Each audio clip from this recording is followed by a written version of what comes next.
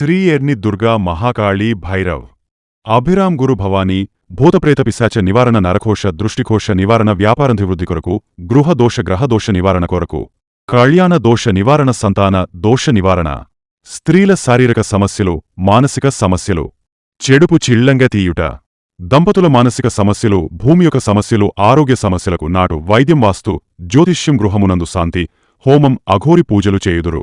మరిన్ని వివరాలకు ఈ క్రింది నంబర్లకు సంప్రదించండి.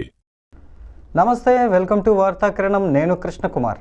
వార్తల్లో ముందుగా హెడ్లైన్స్ చూద్దాం.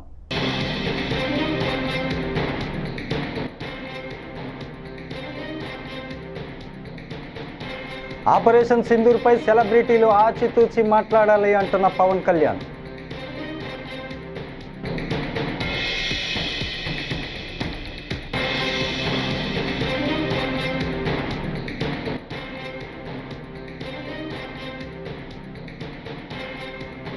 వైఎస్ఆర్సీపీలోకి పలువురు ఉద్యోగ సంఘ మాజీ నేతల ప్రయాణం.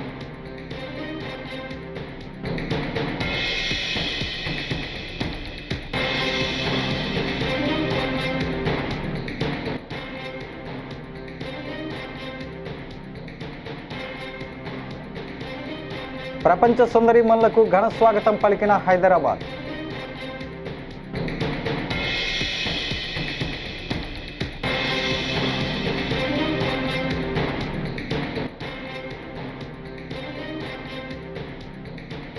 ఆంధ్రీనివా ప్రాజెక్టు వైఎస్ఆర్ పుణ్యమే, మాజీ MLA Y Vishweshwar Reddy.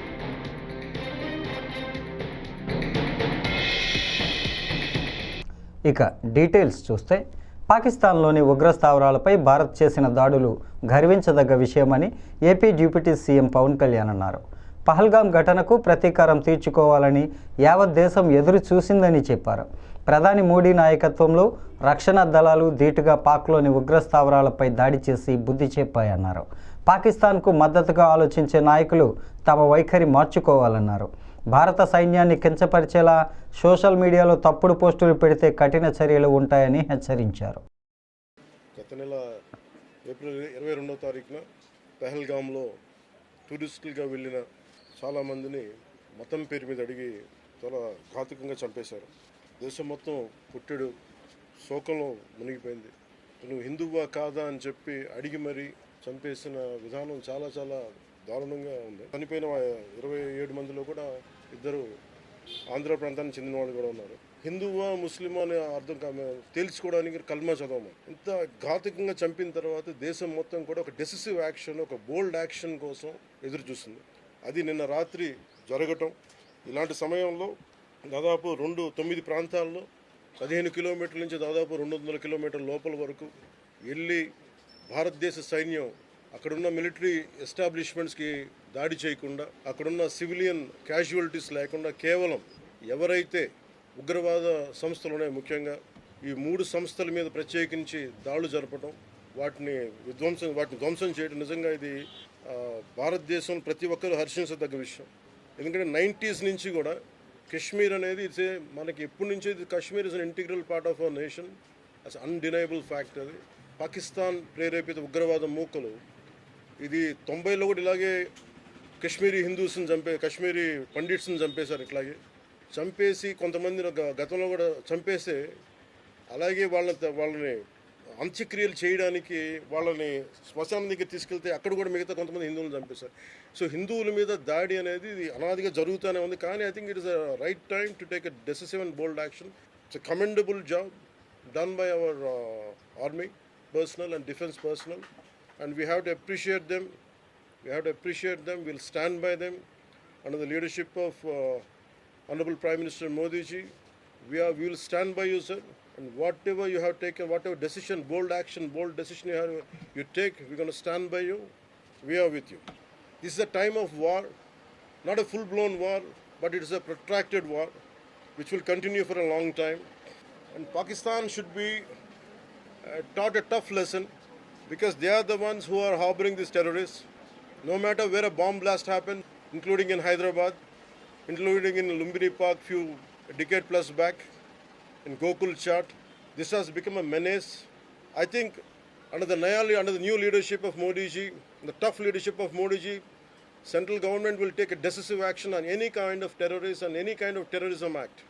At the same time, I appeal to all the people of our nation, as a civilian person, when military is waging a war, what we have to do. అంటే military యుద్ధం చేస్తున్నప్పుడు మనం ఏం చేయగలం అని అనుకున్నప్పుడు ప్రతి civilian కూడా, including all the civilians of our nation, we have a role to play. Make sure any kind of anti-national rhetoric happens on social media. Make sure you give a counter-attack. Make sure they'll be brought to justice. Make sure you'll be conveyed to the relevant cybercrime departments. And also, please make sure we'll file cases on them. And also I have conveyed to our DGP also today morning, anybody from the state of Andhra Pradesh, anyone who goes anti-national and who goes against this war will be booked under very severe cases, and they have to be reminded they belong. Any kind of attack on a nation from outside or within nation will be taken quite seriously. They have to take this into consideration, and they have, especially celebrities, especially who think their social media influencers, don't comment about army. You don't know the ABC of how to safeguard the borders of this nation. You never know. So, as the dogs are barking right now, simply don't bark on social media. Anything about entire nation. Please. YSRCP అధ్యక్షుడు మాజీ ముఖ్యమంత్రి YS Jaganmohan Reddy సమక్షంలో పలువురు ఉద్యోగ సంఘాలకు చెందిన మాజీ నేతలు వైఎస్ఆర్సీపీలో చేరారు. ఈ సందర్భంగా తాడేపల్లి పార్టీ కేంద్ర కార్యాలయంలో వైఎస్ జగన్ వారికి కండువా కప్పి పార్టీలోకి ఆహ్వానించారు. వైఎస్ఆర్సీపీ ఉద్యోగులు పెన్షనర్స్ విభాగం రాష్ట్ర అధ్యక్షుడు నలమూరు చంద్రశేఖర్ రెడ్డి నేతృత్వంలో ఉద్యోగుల సంఘం మాజీ రాష్ట్ర అధ్యక్షుడు బివి సుబ్బారావు, ఏపీ ఎన్జీఓ సంఘం మాజీ రాష్ట్ర అధ్యక్షుడు బండి శ్రీనివాసరావు, శ్రీకాకుళం జిల్లా మాజీ ఎన్జీఓస్ కార్యదర్శి బి ఉమామహేశ్వరరావు, రెవెన్యూ అసోసియేషన్ మాజీ రాష్ట్ర ఉపాధ్యక్షుడు విజయసింహారెడ్డి కార్యాలయంలో మీడియాతో మాట్లాడారు.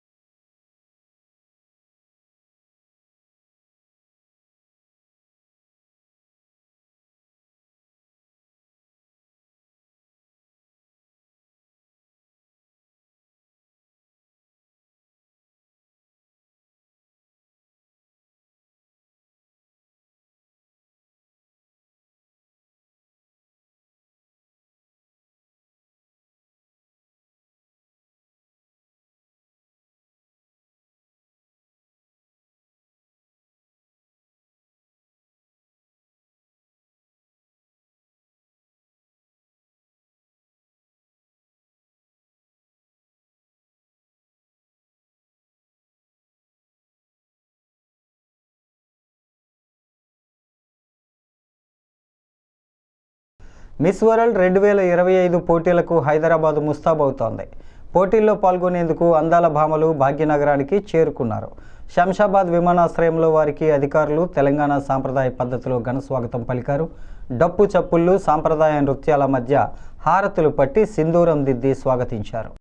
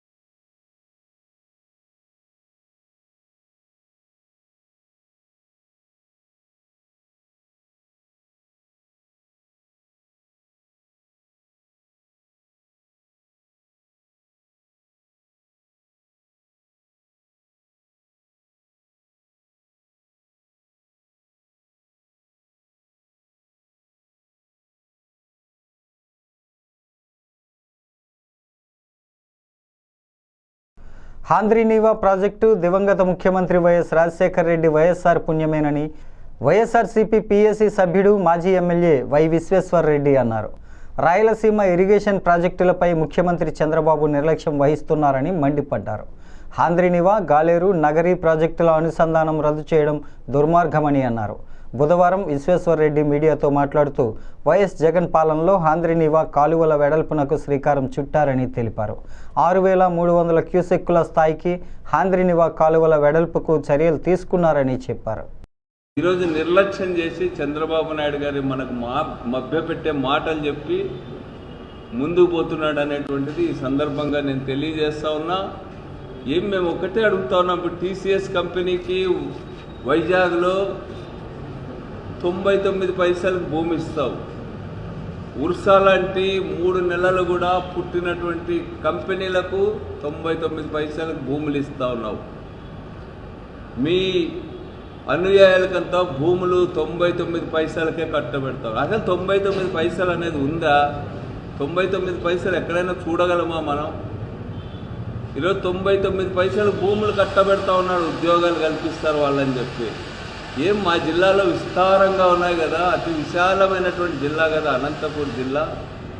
ఈ జిల్లాలో లక్షల ఎకరాలు బీడ్లుగా ఉన్నాయి.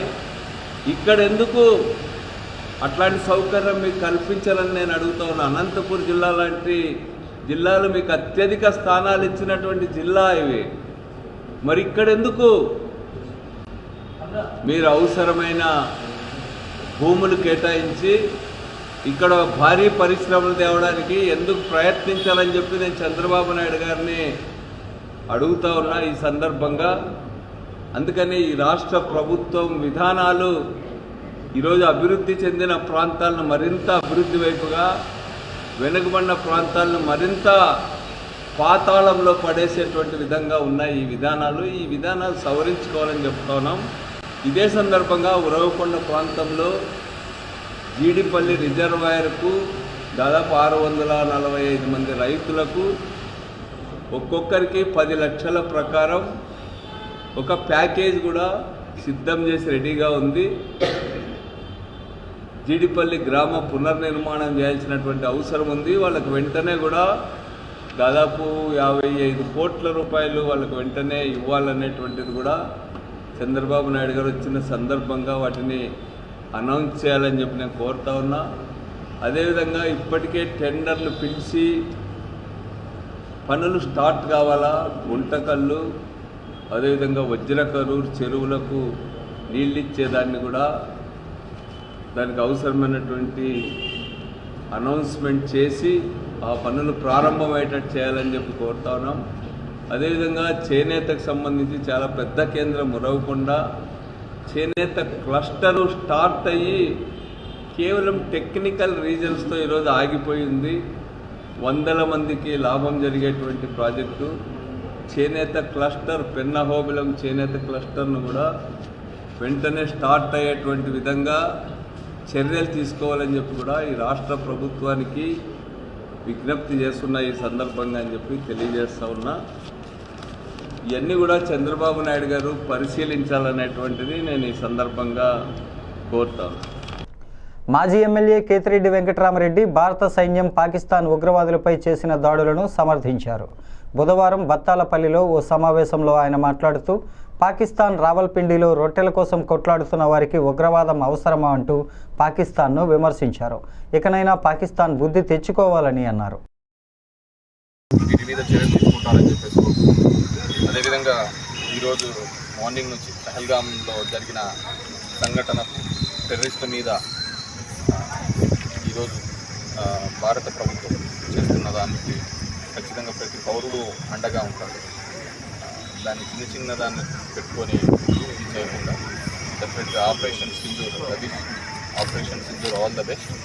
అండ్ ఇలాంటి టెర్రరిస్టులు ఇంకా ఏ కాలంలో ప్రాంతీయవాదం, ఉగ్రవాదాన్ని కూడా ఇంకా ఇది చేసుకుంటూ వాళ్ళ దేశానికి నష్టం. ఎందుకంటే వాళ్ళ పరిస్థితి కూడా అంత లేదు. రావులపిండిలో రొట్టెల కోసం కొట్లాడుతుంటారు, గోధుమ పిండి కోసం కొట్లాడుతుంటారు. ఇంకేలయ్యా ఊరికనే ఉగ్రవాదం. సో చేస్తున్నటువంటి ఆపరేషన్ సింధూర్కి ఆల్ ది బెస్ట్ చెప్తూ అదేవిధంగా వీటి మీద చర్యలు తీసుకుంటారని చెప్పేసి కోరుకుంటున్నాం. అదేవిధంగా ఈరోజు మార్నింగ్ నుంచి పహల్గామ్లో జరిగిన సంఘటన టెర్రరిస్టుల మీద ఈరోజు భారత ప్రభుత్వం చేస్తున్న దానికి ఖచ్చితంగా ప్రతి పౌరుడు అండగా ఉంటాడు. దాన్ని చిన్న దాన్ని పెట్టుకొని ఇది చేయకుండా డెఫినెట్గా operation Sindoor all the best. And ఇలాంటి టెర్రరిస్టులు ఇంకా ఏ కాలంలో ప్రాంతీయవాదం ఉగ్రవాదాన్ని కూడా ఇంకా ఇది చేసుకుంటూ వాళ్ళ దేశానికి నష్టం. ఎందుకంటే వాళ్ళ పరిస్థితి కూడా అంత లేదు. రావులపిండిలో రొట్టెల కోసం కొట్లాడుతుంటారు, గోధుమ పిండి కోసం కొట్లాడుతుంటారు. ఇంకేలయ్యా ఊరికనే ఉగ్రవాదం. సో చేస్తున్నటువంటి ఆపరేషన్ సింధూర్కి ఆల్ ది బెస్ట్ చెప్తూ, అదేవిధంగా పాకిస్తాన్లో ఉగ్రవాద స్థావరాలను భారత సైన్యం మట్టుపెట్టడంపై ఏపీ వ్యాప్తంగా ప్రజల నుంచి హర్షం వ్యక్తమవుతోంది. విజయవాడలో భాజపా ఆధ్వర్యంలో టపాసులు కాల్చుతూ ప్రజలు సంబరాలు చేసుకున్నారు. జాతీయ జెండాను ప్రదర్శిస్తూ నినాదాలు చేశారు. భారత సైన్యానికి మద్దతు తెలుపుతూ భాజపా పార్టీ కార్యాలయం నుంచి సీతారాంపురం వరకు ర్యాలీ నిర్వహించారు.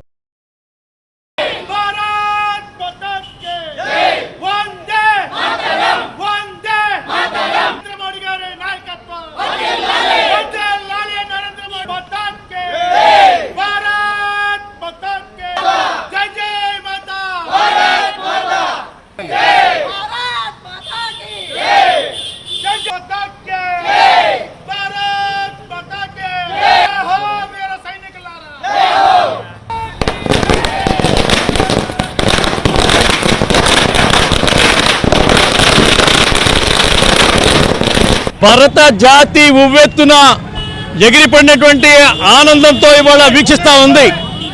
ఏ పాకిస్తానీ ఉగ్రవాదులైతే భారతదేశ ప్రజల మీద దాడి చేయాలని ప్రయత్నం చేశారో, ధర్మం మీద ఆక్రమించాలని ప్రయత్నం చేశారో, సరైన సమాధానం నిన్న రాత్రి 1:40 తీర్పునిచ్చినటువంటి పరిస్థితి. వీరులైనటువంటి భారత సైనికులు ముష్కర మూకల ఉగ్రవాద శిబిరాల మీద దాడి చేసి ఎవరైతే రూపకల్పన చేశారో, సూత్రధారున్నారో వాళ్ళని అంతమొందించినందుకు ఇవాళ ఆనందాది హర్షాతి రేఖలు వ్యక్తం చేస్తూ ఈ రోజున మనం టపాకాయల సంబరం చేయడం జరిగింది. భారతదేశానికి గెలుపు సునాయాసనం అయినా పాకిస్తాన్ పట్ల కరోనాలో కూడా గోధుమలు పంచి ఆహారాన్ని ఇచ్చి కాపాడినటువంటి నరేంద్ర మోడీ గారు భారతదేశం పట్ల కక్షాపూర్తి వివరించి వాళ్ళ యొక్క దుర్నీతిని బయటపెట్టారు. ఇటువంటి పరిస్థితుల్లో జరిగినటువంటి పహల్గామ్ యొక్క కుట్ర ఏదైతే ఉందో ఛేదించడం కోసం వీరులైన భారత సైనికుల యొక్క ఆయుధాలతో ఉగ్రముఖుల మీద దాడి చేసి సరైన సమాధానం చెప్పడాన్ని దేశం మొత్తం కూడా ఇవాళ ఆస్వాదిస్తోంది. దేశం బయట దేశం యొక్క వ్యతిరేకమైనటువంటి శక్తులు, దేశం లోపల దేశం గాలి పీల్చి దేశం అన్నం తిని దేశం మట్టి మీద బతుకుతూ ఈ దేశం నాశనాన్ని కోరుకున్నటువంటి వ్యతిరేక శక్తులకి ఒకటే సమాధానం. దేశం కావాలనుకుంటే దేశంలో, దేశం వద్దనుకుంటే దేశం బయట ఉన్నవారు ఎవరైనా సరే భారతదేశం పట్ల భయంతో బతకాల్సిందే, గౌరవంతో బతకాల్సిందే, క్రమశిక్షణతో బతకాల్సిందే. ఉల్లంఘించారో కబడ్దార్ భారత సైనికుల యొక్క పిరంగి గొళ్లకు మీ తలకాయలు లెగుస్తాయని చెప్పి తెలియజేస్తా ఉన్నాం. మే 20న అఖిలపక్ష కార్మిక సంఘాల ఆధ్వర్యంలో అఖిల భారత సమ్మెకు పిలుపునిచ్చిన నేపథ్యంలో దాన్ని జయప్రదం కోసం తూర్పుగోదావరి జిల్లా Rajamahendravaram Y junction Anam rotary hall నందు సదస్సు జరిగింది. సమ్మెను జయప్రదం చేసేందుకు అందరూ కలిసికట్టుగా కృషి చేయాలని కోరారు. అఖిలపక్ష కార్మిక ఉద్యోగ సంఘాల ఆధ్వర్యంలో జరిగిన ఈ సదస్సులో సిఐటియు జిల్లా ఉపాధ్యక్షులు టి అరుణ్, ఏఐటియుసి జిల్లా ఉపాధ్యక్షుడు టి మధు, ఐఎఫ్టియు జిల్లా కార్యదర్శి జె వెంకటేశ్వరరావు, ఏఐఎఫ్టియు జిల్లా నాయకుడు జోజీ, ఐఎఫ్టియు నాయకులు ఎస్ కిరణ్లు మాట్లాడారు. మోడీ ప్రభుత్వం తీసుకొచ్చిన లేబర్ కోడ్లు అమలైతే కార్మికులకు ఉద్యోగ భద్రత ఉండదన్నారు. దేశవ్యాప్తంగా మోడీ సర్కార్ అనుసరిస్తున్న కార్మిక ప్రజా వ్యతిరేక విధానాలకు నిరసనగా కార్మికులకు నష్టం చేసే 4 లేబర్ కోడ్లు రద్దు అయ్యే వరకు పోరాటం చేయాల్సిందేనని అన్నారు. ఆ మార్పుల ద్వారా ఇవాళ యజమానులు కేసు పెడితే యజమానులు ఏది చెప్తే అదే సాక్ష్యంగా పరిగణలో తీసుకుని కార్మిక నాయకులు జైలు పంపే పరిస్థితి ఉన్నది కాదు. అంటే ఎక్కడికి పోతామో దేశం ఆలోచించండి. బ్రిటిష్ కాలం కంటే ముందు కార్మిక సంఘాల చట్టం, ట్రేడ్ యూనియన్ యాక్ట్ 1920 వచ్చిన ట్రేడ్ యూనియన్ యాక్ట్ కంటే పూర్వకాలానికి ఒక సంఘం పెట్టుకునే హక్కు కూడా లేని కాలానికి ఇవాళ దేశంలో కార్మిక వర్గాన్ని తీసుకెళ్లాలని మోడీ ప్రభుత్వం ప్రయత్నం చేస్తాం. లేబర్ కోడ్లు అమలైతే సంఘం పెట్టుకునే హక్కు ఉండదు. సమ్మె చేసే హక్కు ఉండదు. ఇప్పుడు సమ్మె నోటీసులు ఇచ్చాం, 14 రోజుల ముందు సమ్మె నోటీస్ ఇచ్చాం అన్ని పరిశ్రమలోని. కొత్త లేబర్ కోడ్లో ఏం చేశారంటే దాన్ని సమ్మె నోటీసు 60 రోజుల ముందు ఇవ్వాలి. 60 రోజుల ముందు ఇచ్చిన తర్వాత సమ్మె నోటీస్ అవగానే లేబర్ డిపార్ట్మెంట్ కన్సలేషన్ పిలుస్తాడు. కన్సలేషన్ లో ఉండగా సమ్మె చేయడానికి చట్టం విరుద్ధం. కాబట్టి ఏ పరిశ్రమలోని కార్మికుడు ఏమంటే నేను మొన్నే చెప్పాను, ఒక పంచాయతీ మా రాజమండ్రి ఆయిల్ కూరగాయలు అప్రా సెక్షన్కి వచ్చి ఒక హమాలి మోసి 50 కేజీలు ఉల్లిపాయలు పడతా, నువ్వు ఎన్ని గంటలు మోస్తావు చెప్పు, నువ్వు ఎన్ని గంటలు మోస్తే 10 గంటలు మేము ఉంటాం. ఒక గంట కూడా పోయింది. దుర్గమ్మక్క మనలాంటి కాలంలో ఎత్తి రమణ కాలంలో ఎత్తి దానికి బ్రష్ కొట్టి మంచి ఎండలో కమిషనర్ వచ్చి ఇంకా పక్కమంటే సొంతం ఎన్ని గంటలు చేస్తారు. దేవపడి కార్మికుడు లేదా టీచర్స్ లేదా మన మిగతా అన్ని సంఘాలు ఒకసారి వచ్చి పనిచేయండి. నువ్వు వేసిన కూర్చొని మాట చెప్పడం కాదు. ఈ 8 గంటల పనితనం కోసం అయ్యో 3 మాటలు చెప్పింది. ఒకటి 8 గంటలు పని చేయాలి, 8 గంటలు విశ్రాంతి తీసుకోవాలి. స్థానిక ఏవి అప్పారావు రోడ్లో ఏర్పాటు చేసిన కాశ్మీర్ జలకన్య ఎగ్జిబిషన్ అందరికీ వినోదాన్ని ఆహ్లాదాన్ని పంచుతుందని రాజమహేంద్రవరం సిటీ ఎమ్మెల్యే ఆదిరెడ్డి శ్రీనివాస్ అన్నారు. బుధవారం మధ్యాహ్నం ఆయన ఈ కాశ్మీర్ జలకన్య ఎగ్జిబిషన్ను రిబ్బన్ కత్తిరించి ప్రారంభించారు. ఈ సందర్భంగా ఎగ్జిబిషన్ నిర్వాహకుడు బర్ల వెంకట దుర్గాప్రసాద్ను ఎమ్మెల్యే ఆదిరెడ్డి వాసు అభినందించారు. గత ఏడాది యూరోపియన్ థీమ్తో ఏర్పాటు చేసిన లండన్ స్ట్రీట్ ఎగ్జిబిషన్ను విశేషంగా ప్రజలు ఆదరణ చూరగొన్నారని, ఇప్పుడు మళ్ళీ వినూత్నంగా కాశ్మీర్లో ఉండే మంచుకొండలు, జలపాతాలు, జలకన్యలతో ఉండే అందమైన వాతావరణాన్ని తలపిస్తూ ఎగ్జిబిషన్ ఏర్పాటు చేయడం జరిగిందన్నారు. గత వైసీపీ ప్రభుత్వ పాలనలో వ్యాపారులు తీవ్రంగా ఇబ్బందులకు గురయ్యారని, మాజీ ఎంపీ వారిని వ్యాపారాలు చేసుకోకుండా అడ్డుకొని మనోవేదనకు గురిచేసేవారని అన్నారు. కూటమి ప్రభుత్వ పాలనలో అటువంటి ఇబ్బందులు ఉండవని, అధికారులను సంప్రదిస్తే వెంటనే అన్ని అనుమతులు వస్తాయంటూ నిరభ్యంతరంగా వ్యాపారం చేసుకోవచ్చునని అన్నారు.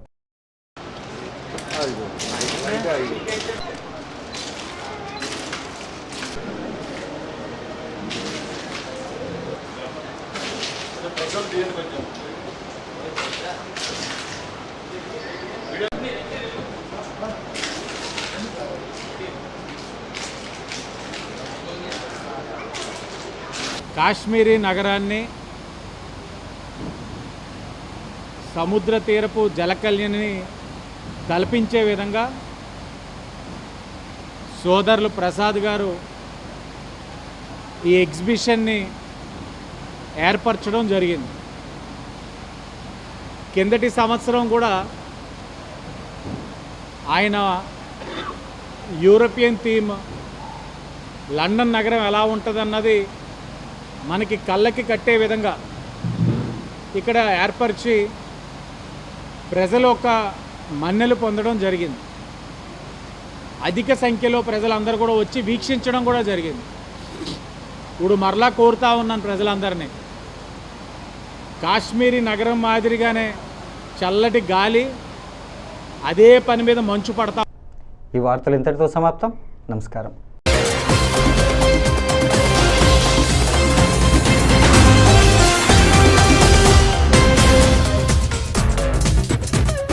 శ్రీ ఎర్ని దుర్గా మహాకాళీ భైరవ్ అభిరామ్ గురు భవానీ భూతప్రేత పిశాచ నివారణ నరకోశ దృష్టికోశ నివారణ వ్యాపారాభివృద్ధి కొరకు గృహదోష గ్రహదోష నివారణ కొరకు కళ్యాణ దోష నివారణ సంతాన దోష నివారణ స్త్రీల శారీరక సమస్యలు మానసిక సమస్యలు చెడుపు చిళ్లంగా తీయుట దంపతుల మానసిక సమస్యలు భూమి యొక్క సమస్యలు ఆరోగ్య సమస్యలకు నాటు వైద్యం వాస్తు జ్యోతిష్యం గృహమునందు శాంతి హోమం అఘోరి పూజలు చేయుదురు. మరిన్ని వివరాలకు ఈ క్రింది నంబర్లకు సంప్రదించండి.